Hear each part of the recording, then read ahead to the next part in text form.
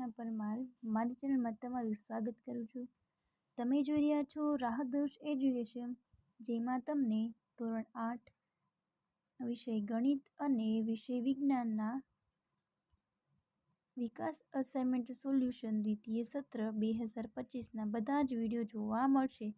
તેથી મારી આ ચેનલને સબસ્ક્રાઈબ કરો। ઓકે, આજે આપણે શું ભણવાના છીએ તમને આઈડિયા આવી જ ગયો હશે જોઈને કે પ્રકરણ 9 વિભાગ બી વિષય વિજ્ઞાન, એમાં પહેલો પ્રશ્ન એવો આપ્યો છે કે સરકતું ઘર્ષણ એટલે શું? બરાબર, તો લખીએ ચલો કે સરકતું ઘર્ષણ ખૂબ જ સરળ રીતે આપણે અહીંયા પ્રશ્નના જવાબ લખવાના છીએ। બરાબર, અને જો તમને આ વિડીયો કેવો લાગ્યો છે એ પણ તમે મને કમેન્ટ કરીને જણાવી શકો છો। સરકતું ઘર્ષણ બળ એટલે શું? તો લખીએ, સરકતું ઘર્ષણ બળ એટલે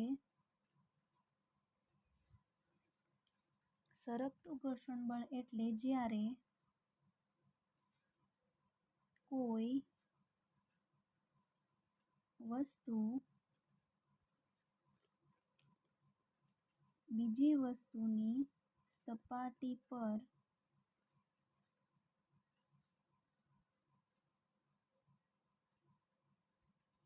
સરકતી હોય ત્યારે તેની ગતિને અવરોધતું બળ ને શું કહે છે? સરકતું ઘર્ષણ બળ કહે છે। પછી લોટણ ઘર્ષણ બળ, તો કે એની વ્યાખ્યા લખીએ ચલો કે જ્યારે કોઈ વસ્તુ બીજી વસ્તુની સપાટી પર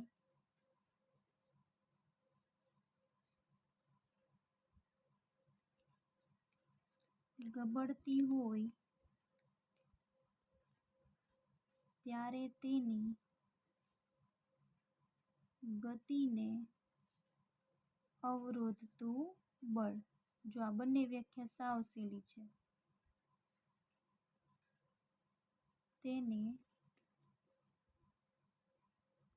લોટણ ઘર્ષણ બળ કહે છે। જો આમાં સરકતી હોય એવી સપાટી અને આમાં ગબડતી હોય એવી સપાટી, બસ એનો જ ફરક છે બે શબ્દનો। બાકી બંને વ્યાખ્યા કેવી છે? એક સરખી છે। બરાબર, એક સરખી વ્યવસ્થિત લખી છે જેથી તમને યાદ રાખવામાં સરળતા રહે। છતમાં પંખાઓમાં ઘર્ષણ ઘટાડવા માટે શાનો ઉપયોગ થાય છે? તો લખીએ કે છતના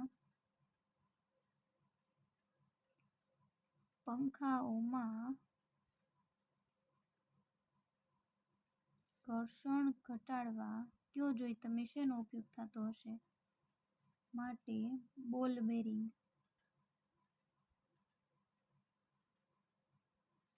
નો ઉપયોગ થાય છે। એક વાક્યમાં જવાબ છે એટલે આપણે આ રીતે લખીશું।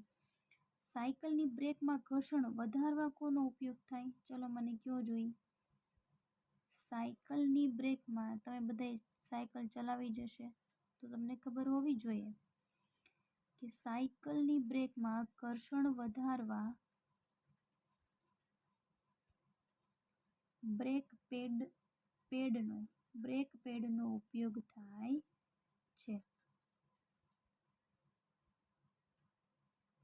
પછી પ્રકરણ નંબર 10ના પ્રશ્નો સાથે સાથે જોઈ લઈએ ચલો। ધ્વનિ કેવી રીતે ઉત્પન્ન થાય છે? ધ્વનિ કંપન કરતી વસ્તુઓ દ્વારા ઉત્પન્ન થાય છે। કંપન એટલે શું? લખીએ કે વસ્તુની આગળ પાછળ કે ઉપર નીચે થતી ઝડપી ગતિને કંપન કહે છે. પછી કયો પ્રશ્ન છે? સ્વર પેટી એટલે શું? મનુષ્યોમાં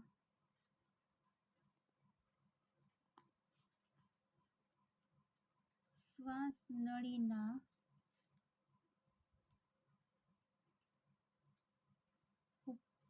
ઉપલા છેડે આવેલ અવયવ કે જેમાંથી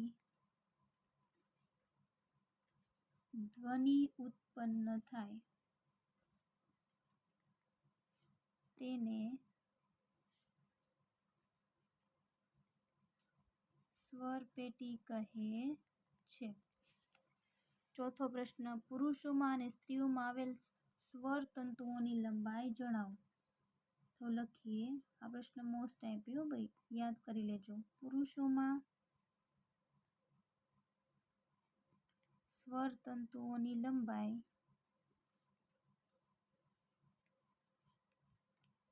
બરાબર 20 mm અને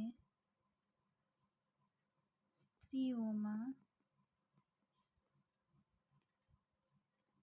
સ્વર તંતુઓની લંબાઈ 15 મીમી. બરાબર. ધ્વનિની પ્રબળતા શાના પર આધારિત છે? ધ્વનિની પ્રબળતા, આ પણ સાવ સહેલો પ્રશ્ન, એક વાક્યનો છે. કંપ વિસ્તાર. તમને ખબર હોવી જોઈએ કે કંપ વિસ્તાર કોને કહે છે. કમેન્ટમાં મને જરૂરથી જણાવજો કે કંપ વિસ્તાર એટલે શું.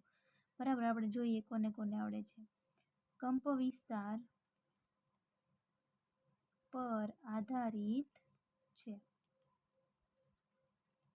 ધ્વનિનું પ્રદૂષણ કોને કહે છે? અનિચ્છનીય અથવા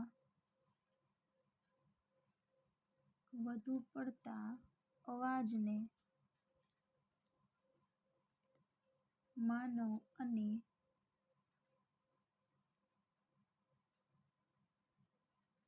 પર્યાવરણ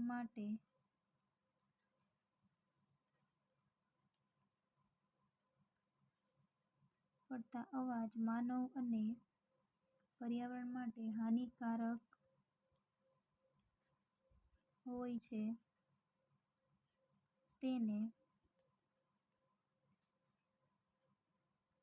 ધ્વનિનું પ્રદૂષણ કહે છે. 1 હર્ટ્ઝ એટલે શું? લખીએ ચલો. છેલ્લો પ્રશ્ન છે કે કંપન કરતી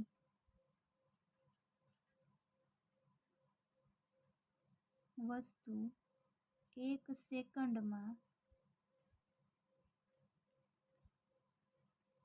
1 કંપન કરે તો તેના